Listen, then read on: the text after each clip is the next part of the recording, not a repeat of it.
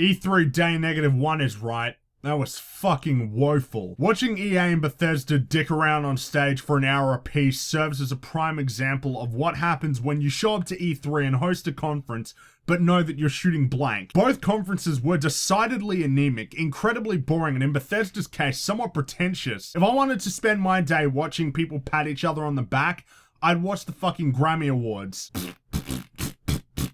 Let's start with EA's press conference, which I didn't watch live, but when I woke up, I skipped through large portions of the conference, which should be a telling sign of how bad it was. I do not understand how EA's conference was this goddamn bare bones when they clearly have a lot of interesting games in the works, but instead of dedicating time to these games, they spent the majority of the conference talking about FIFA and Madden. I don't care about sports games, and I think if you ask the majority of people who watch E3, they would share the same opinion as me. Yes, sport games are clearly important to EA.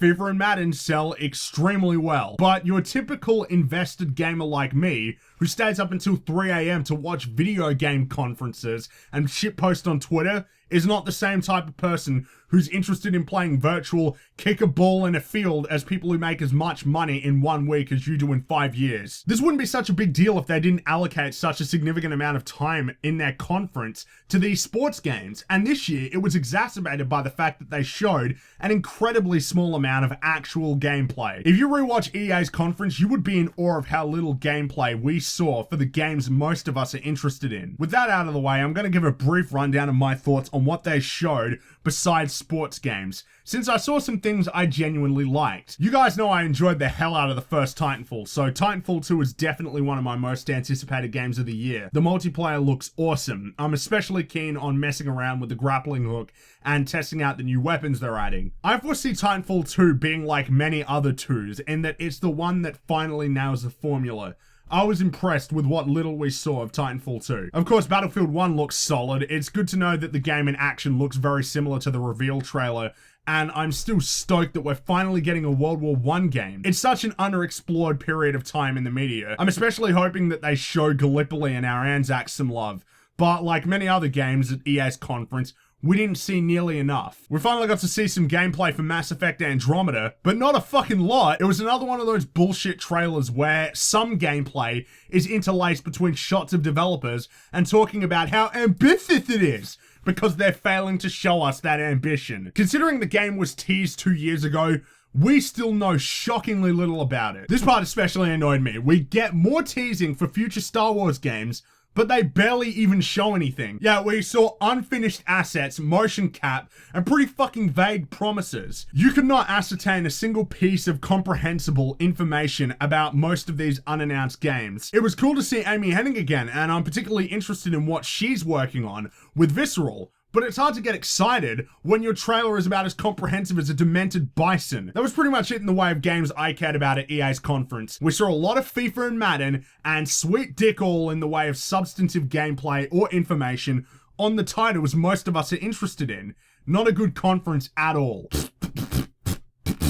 Then came Bethesda, who pretty much stole the show last year. This year, they decided not to do a good job and instead talk about the games they already released, announce DLC, and pad out their conference big time. If you cut out the padding, their conference would have lasted about 30 minutes tops, and even then, you'd be stuck with 2 CGI trailers and 1 gameplay demo. Don't get me wrong, Dishonored 2 looks cool, and as someone who enjoyed the first game, I'll no doubt enjoy this one. I can't deny I also got excited when they announced the new Quake game, and I'm intrigued about Prey.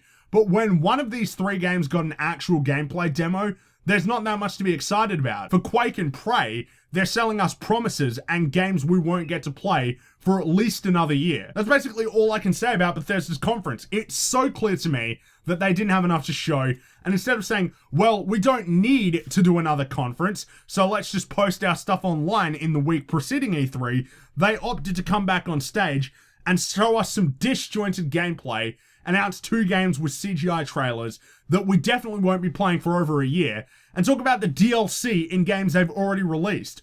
all the while gloating about how great their games were. E3 2016 isn't off to a great start, is it? We're 1/3 of the way through the major conferences, and aside from a few games, neither EA or Bethesda have managed to impress me, and I'm far from alone in that opinion. From what I gather, many of you were as equally underwhelmed as I am. Piss poor start to E3 2016.